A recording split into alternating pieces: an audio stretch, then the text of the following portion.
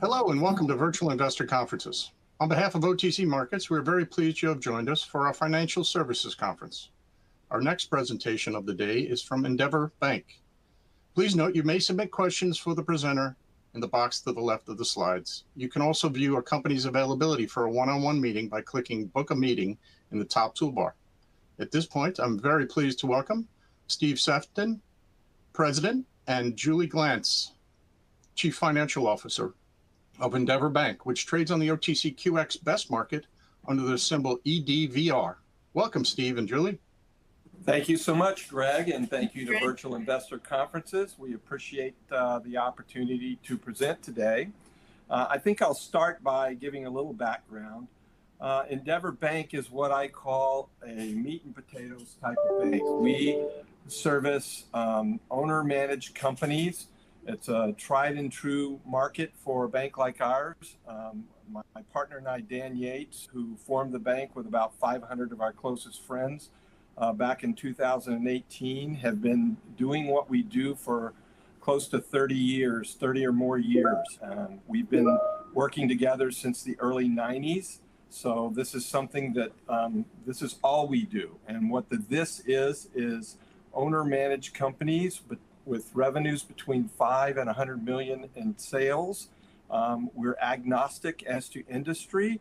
The commonality is that almost virtually all of our clients are owner-managed. We don't play in the sandbox with private equity or public companies or venture-backed companies. We call that playing out of position. Our model works well with owner-managed companies because they appreciate what we call as our secret sauce, consultative banking, and we'll talk a little more about that as we go along. As I mentioned, well, maybe I didn't mention, we're a de novo, started in 2018. Dan and I brought our vision together with our board and our organizers. The group of us came together and put together this vision and went out and raised our initial 2 capital raises, close to 35 million between the 2, without an investment banker, without a money manager, just calling all of our relationships in the market to drive the growth of the bank. And that formation was key to our beginning because we had 500 to 600 investors, and we intentionally focused on smaller dollars so that we could broaden the reach. And all of those investors, a big proportion of them, not all, but a big proportion of them, became our initial clients. So that's how we kicked off the bank, and it's gone very well since. With that, I think I'll advance the slide and keep going. This is our executive team. Ordinarily, Dan and I are the ones presenting with Julie, but Dan is in Europe right now, so we let him off on a vacation. So it's Julie and I today. But this is a seasoned group of bankers. And we've been working together for a long time. Joanna goes back 20 years with Dan, over a decade with me. Jose, the same with Dan. Scott, and all of us have known each other a long time. So we've got a lot of relationship together. I thought I'd begin this presentation by talking about a slide that we presented in a presentation just like this last year. It wasn't to the Virtual Investor Conference, but an investor conference much like this. And the bullets in black were what we said last year, and the bullets in blue are what we did to respond to what our strategies were last year. So investments in technology, although I described ourselves as a old-fashioned, maybe some would even say boring meat and potatoes bank, we package it fresh and new all the time. We don't have and never have had, going back to Dan and my working together back in the early 90s, have never had a branch network. We bring the bank to our clients. We do it through technology. We have the highest level platform to Jack Henry provides. And we are now invoked in an AI initiative, and we can talk about that a little more as we go. Deposits, deposits, deposits. That's what it's all about. Last year, we decided that we were going to really focus on our core, stay away from wholesale, and we've reduced that exposure, and we've been growing our deposits at about a 15% annual rate this year. The year before, we grew 20%, so we would prefer to keep it slower than faster. So 15% is about as fast as we want to grow. Profitability, we've been very successful in continuing our net interest margin expansion, as you can see. Our efficiency ratio is coming down. For a de novo, it's naturally going to be very high initially, and we're marching that down in the 50s is where we would love to be sooner than later. We made the strategic decision last year to increase our loan to deposit ratio for more profitability, and that's worked out to be a good strategy for us as long as we maintain credit quality, and that's been happening so far. We don't really have any credit or credit quality issues, which I think is common in banking right now. It's as I talk to my peers, credit quality is maintaining, with the exception of the office market, which we don't play in. Advancing toward our 1 billion vision, we're an EOS bank, company, if you know what that is, Entrepreneur Operating System. Gino Wickman wrote that book. It's a very, very structured way to run your company. We consider it one of our secret sauces. In that EOS system, you set a 10-year goal, which we did back when we started in 2018. So by 2028, we're going to be a $1 billion bank in assets, that is. And we are on track to achieve that. Julie will talk more about that as she shows you our numbers. The Northern Division, last year we added 19 full-time equivalents, staff. That was a big move for us, and that included a Northern Division of 6 people. What we call the Northern Division is north of San Diego. That's the LA Inland Empire market, which is the market that I operated in. So did Dan. I was there for 25 years before moving to San Diego. So it's a very familiar market with us, and that's been a very big success for us. So we're very happy with what we did there last year, and that's been a strategic success. Our Chief Operating Officer, Mark Anderson, has retired, and Joanna moved up in his slot, again, promoting from within. We promoted from within our Chief Banking Officer, John Harrelson, those pictures that you saw earlier.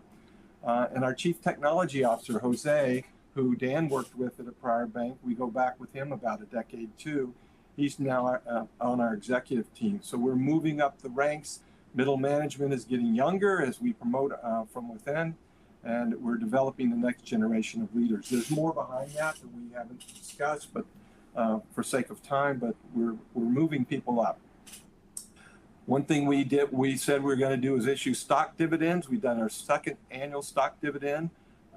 We think that's a good thing. Over time, it'll build up.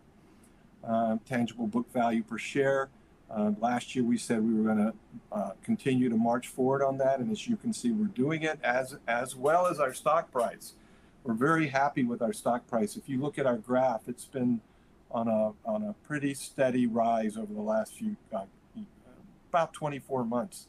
And we're very pleased to see that movement. And with that, I'm going to be quiet for a minute and turn it over to Julie. Thank you, Steve. I'm happy to share our financial trends and highlights through second quarter of 25, starting with the balance sheet. The first graph on your left here represents our asset growth over the last 5.5 years. And as Steve mentioned previously, we are in our 8th year of operations right now and just hit the 750 million in assets mark.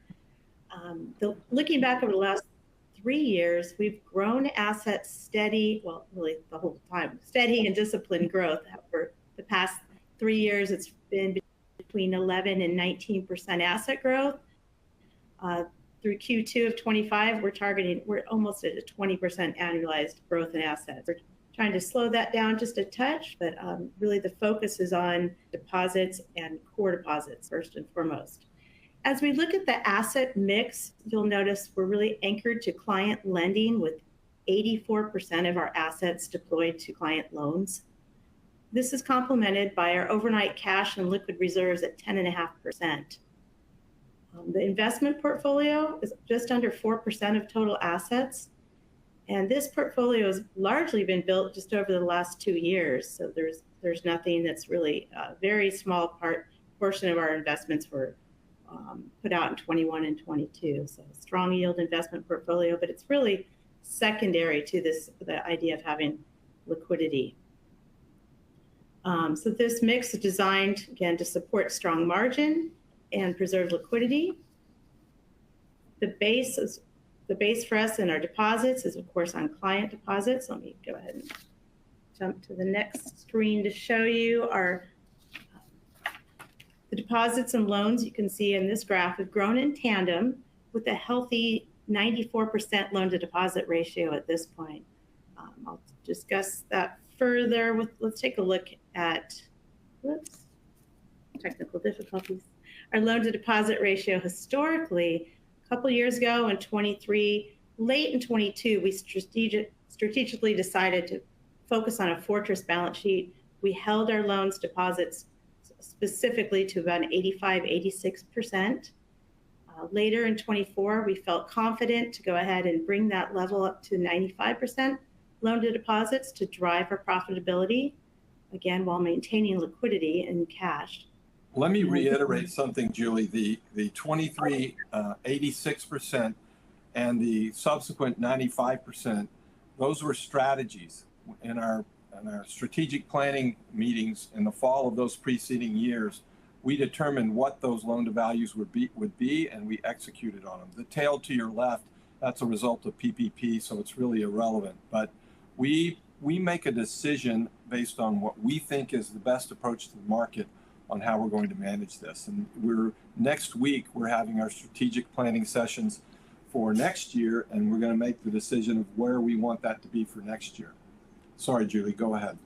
No, that's great. And just to go a little bit deeper on these numbers, since you're just looking at the year over year, we trended up gradually in 23, but by late 24, we were solid at 95%, and we've held it very steady throughout 2025 thus far. It's really been, it'll show in our profitability momentarily. But meanwhile, let's take a look at our loan composition. I'm going to let Steve speak to these two graphs here. Right. I look at our pie chart in thirds. 2/3 of our assets are based on the cash flow from owner-managed companies. As I mentioned in the outset, we focus on operators, not real estate lending. But you can see that two pieces of that pie, 2/3 of that pie are real estate. But if you look at it a different way, the owner-occupied and the commercial and industrial, which are mostly lines of credit to businesses, all of that cash flow is dependent on our core clients.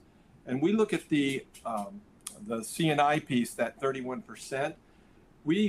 Our lines of credit are funded about 40%. It got down to in the 30s at one point. That really drives our deposits. Our bank is made up of the accumulation of working capital of those operating companies, and that's really the core of what makes our bank tick. The part that's the part that's non-owner occupied assets, and you can see development is a very small piece of what we do. That piece is typically tied to the business owners. In Southern California, it seems that every business owner owns investment real estate, and that's really what that is. So almost all of this pie is attached to our core clients. And over here on the left, you'll see how that shakes down. In that owner-occupied CRE, the primary property type are industrial buildings, concrete tilt-up buildings. They're the homes for our businesses, of our clients. And again, we just don't have office. And the little bit that we do would be like a veterinary office, a medical office, and they tend to be owner-occupied also. So we've avoided the segments that have been real problems of late in the real estate market. And in Southern California, industrial buildings have been the core product type for as long as I've been in the business, which is more decades than I want to admit. Go ahead, Julie. Okay. Oh, I think the next one will be me also. I think we both hit it. Our loan loss reserve, it's been very consistent. We've been able to manage our credit quality well. If anyone has any questions about that, we can address them. But we've just not seen, and I think I'm hearing this across the banking industry and the conferences we go to, we're just not hearing that credit quality is a big concern. Again, as long as you're avoiding the office market, because we all know about that. But we're very pleased with how we're doing there. Julie? All right, thank you. Well, now we can take a look at some of the balance sheet discussion we had, the discipline we've had in our balance sheet and the growth, how it equates in our net interest income and margin. The graph on the left here displays our historical net interest income versus interest expense. We finished 24 very strong, 39 million in interest income, offset by about 15.8 million on the expenses. Our spread is expanding in 25. We're looking mid-year at 20.6 million versus against an 8.3 million in interest expense. But more importantly, I think, is how that equates on the chart on the right. We have seen steady increases in our net interest margin quarter over quarter. This one graph depicts our year over year. However, I'm looking at the quarter over quarter going from Q4 in 23, we were at 357, and we're now sitting at 417 for the Q2 of 25. Now, this increase in net interest margin, as we've already spoke to, has been the demand and the discipline with our loan portfolio. We've been able to be selective at the loans we put on and putting them on at the right yields. We've been very controlled with our deposit costs. Our deposits overall are largely non-maturity deposits, client core deposits, which have allowed us to price down as rates have come down, keeping our spread strong. The net interest, Julie, let me jump in and say something about the 4.17 and the steady rise up in NIM. Sure. There's two things that are driving that. Obviously, on the loan side, we were not as impacted as other banks by the low interest rate environment when all banks were making loans at very low interest rates. Why is that? Because we just started in 2018, and by the time that those low interest rates showed up in 20 and 21, we were a much smaller bank, so the amount of low rate interest loans that we put on is very low. As we've marched on, those are amortizing off. They pay off because owners sold a building, and our healthy C&I portfolio marches up the yield curve as it's got a floating rate pricing. So we've benefited from our size not allowing us to put on a lot of low rate loans at that time, and ever since then we've marched up the curve. So we're putting on loans in the 7s and 8s almost exclusively now. So that's benefiting very nicely on the top end of that NIM. But our cost of funds has been steadily decreasing as we've been very disciplined to harvest 100% or as close to 100% as you could be of any of the rate drops. So we are moving down the yield curve with our deposits and taking that out of our money market rates. We have a healthy 30+% of our deposits in DDA. Again, I mentioned the accumulation of working capital accounts for our business clients. And I expect to see that grow as we continue to grow that book of business. So meaning the percentage of DDA. So I would like to see it move up towards 40%. I'm not saying that's going to happen next year, but that's my personal strategy to push that and make it happen. Thank you. Yeah. Too many clicks here. Well, then the result here, taking a look at our pre-tax net income over the last few years, we're tracking towards a $7 million pre-tax net income for 2025. 2024, you'll see a little bit of a dip. We did have a sub-debt offering in the first quarter that had a small impact of, I think, about $1 million for the year. But all the trends are tracking positively, which equates to our tangible book net worth. You can see very strong as we've grown to about 49 million as of Q2 2025, and our tangible net equity. Here's one of our favorite slides. Here where it represents, we've been tracking our book, obviously stock price to our tangible book value per share. And we had quite a spread below our price for a number of years until late in 24, where the market really turned and the confidence you can see in investors as our stock price surpassed the tangible book value per share. Our stock price year to date is up about 20%, I believe. Right around $15 a share. There's a lot that was going on in the markets, of course, in 23 and 24, but we're really excited to see this translation in the spread to positive stock price. Is there anything you wanted to add to that, Steve? Yeah, we didn't really understand why our stock price dipped as low as it did because we were producing quality results at that time. We were very disappointed with that, and we did a little bit of financial PR with Diane Fitzgibbons and her company, if you know her, and she's done a great job of getting our story out.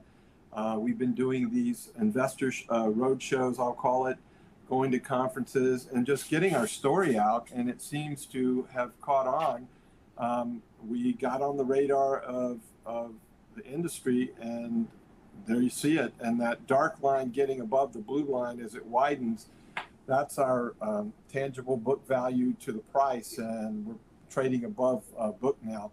I would argue that we were a really good deal below tangible book value, but now we're up above it, and we hope to see that spread.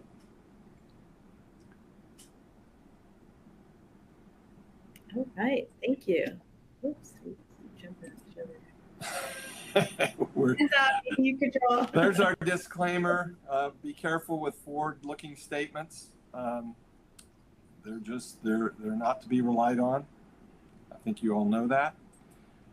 These are our locations. Our headquarters is in downtown San Diego. Julie and I are sitting in our executive loan production office where we have administrative suites. We do have what we call East County branch, and then we have an office in Pasadena. It's not a full service branch. We don't know that it needs to be, but that's us. We're open for questions. So I'm going to read these questions and then we can answer them together, Julie. Will stock dividends continue to be a regular feature of the capital allocation strategy? Are other shareholder return mechanisms such as buybacks or regular cash dividends being considered as the bank grows? I've got an answer to that, but I'll let you go for it, Julie, if you want. Sure, I'll take a start with that. I mean, I'd say everything's being considered. We take our capital planning and very seriously, and we're continually refining it. The thought right now is that stock dividends would continue on. I don't have anything beyond that at this point in time, but that'll be evaluated as we roll into not only our budgeting and our strategic planning this fall. Get more clarity on that. Well, the thinking behind the stock dividend, and it came from one of our board members who's had a long history on bank boards, is that if you keep it small and insignificant, I'm doing my insignificant in quotes because nothing is insignificant, but if you keep it small, that over time, in 5 years, at 2%, it's 10% over time for people that are in the stock. So it's a really good strategy. Doesn't seem to hurt the stock price. But all of our we're not considering cash dividends. We're reinvesting back in growth. Another question, the deck mentions new major investments in technology and an AI initiative. Can you provide more detail on these technology investments, expected benefits, and how they differentiate Endeavor from peers? We implemented nCino, an enterprise platform that has Salesforce embedded in it, and we go to the conferences and we listen to other nCino users. It's a very common platform. I think we're ahead of the game than most banks in how we're using it, start to finish. When the client says hello to the loan is funded, we're executing on the deposit platform piece of it to get more sophisticated in how we onboard instead of being manual in that process. That's a big one. So Salesforce and nCino is enough to stop that conversation and move on. But on the AI piece, we've been kicking around AI 2 years ago in our strategic planning. Last year, 2 years, in 24, we developed 23 strategic planning. We developed a strategy to create a white paper and a strategy for AI. And then in 25, we launched it. We have a consultant in. We're spreading AI solutions across, for instance. We're no longer going to be creating proposals manually. AI is creating them for us based on the inputs we gave us. We created an agent that's creating our proposals, takes it from at least a day process down to literally minutes, I'll say an hour and stretch it. So you can see the kind of benefits that brings. Single entry, if I can enter one client data once and it crosses all platforms, that'll be a major accomplishment. Those are the kind of things we're working on across the bank. What contributed to the recent increases in the efficiency ratio, and what further steps are being considered to drive efficiency improvements over the next year? Again, Julie, I'll defer to you, but I'll jump in if you want me to. Yeah, that's a fair question. So as Steve had alluded to, we put a lot of investment in technology and staff in 23 and 24. Now we're seeing those being executed upon. We're not putting additional investments in. Now we're using those to grow and become more efficient. As we rolled into as we're beginning to plan for 26, we're really focused on not so much stabilizing costs. We don't have those large initiatives on our plate this year. We've taken them on. Go ahead and add to that, Steve, anything further? No, I think that's a good answer. One of the biggest external risks management is monitoring right now, such as interest rate volatility or regulatory changes, and how is Endeavor positioned to manage these challenges? You know, Julie, I'm going to jump in and say this one because to me, our biggest risk is deposit concentration. It's a function of our model. Our model we call it the $1 million phone call. Every time the phone rings, it's $1 million depositor on average. We're at $750 million in assets. We have about 750 relationships. You do the math. We have quite a few depositors that are bigger than that. One depositor deposited so much money that we took it off balance sheet. We just didn't want it on the balance sheet because of the concentration risk. So our model of calling on the big bank's best clients, and I didn't mention that 75% of the market of loans and deposits, pretty much in any major market in the U.S., but certainly Southern California is among the 5 largest banks in the country, maybe the world, the biggest banks. So all of our clients are coming out of those big banks typically. We're not calling on other community bank clients. And they expect a high level of technology, a high level of touch and service, but they tend to be bigger. And so concentration risk is a major challenge for us. So, and it never was a challenge until March of 23, when all of a sudden it became a challenge. So how we address that is with ICS and IntraFi products to shore up our FDIC insurance. We went from 25% insured to 75% insured. And also we're developing initiatives to go down market and bank smaller companies. We're developing that strategy right now. That's going to be a slow slog. It's not something that's going to happen, between now and the end of the year, but it is something that we want to launch in 26. And it needs to be done through technology. We can't bring on small companies that will dilute our primary core client base of 5 to 100 million, the $1 million phone call, as I mentioned. I got to keep moving. The bank has added 19 full-time employees in 24, particularly in the Northern Division. What return on investment is expected from this expansion, and how is success being measured?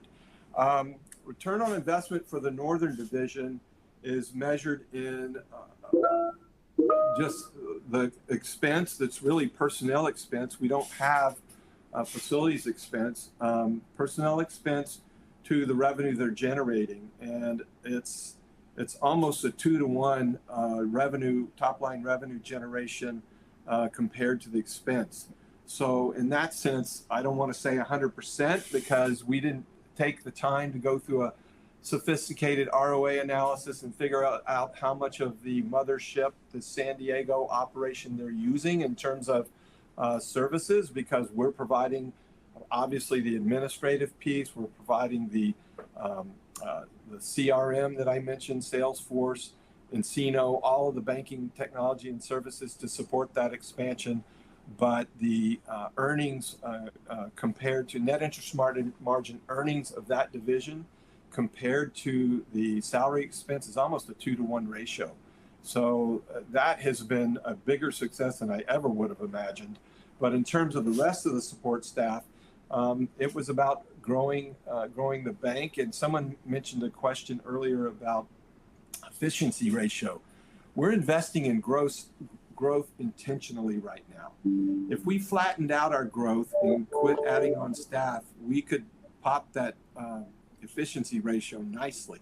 This is a strategy to grow to get to $1 billion in assets. As rates drop, will that help your margin going forward? Julie, you want to? Oh, go ahead. Well, I think we, I don't know if we got the signal, but we've reached our 30 minutes. I thought that was a perfect conclusion, your last answer. Am I correct? Let's I'll see. keep going. I'm seeing, yeah, we're at, I would love to keep going, but I think we're getting the hook. I think so. So thank you very much, everyone.